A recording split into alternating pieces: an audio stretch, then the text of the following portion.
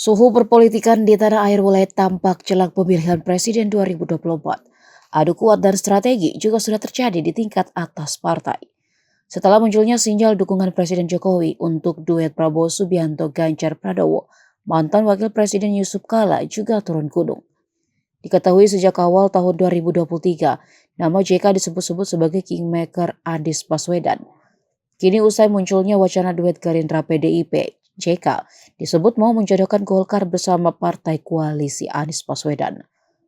Wakil Ketua Umum Golkar Doli Ahmad Kurnia pun mengakui adanya arahan JK sebagai senior di Golkar untuk mempertimbangkan membentuk koalisi besar bersama partai pengusung Anies Baswedan. Saran itu pun dianggap adalah masukan yang tentu saja akan dirapatkan dalam rapat internal partai. Terkait kemungkinan arah dukungan ke Anies terjadi, Doli mengatakan sejak awal, Koalisi Indonesia Bersatu bergabung dengan visi yang sama untuk membangun konsepsi Indonesia 5 tahun ke depan. Sehingga meski sudah berkoalisi, Koalisi Indonesia Bersatu menghargai kebijakan dan kedaulatan masing-masing partai, termasuk langkah politik yang diambil untuk berkomunikasi dengan partai lain.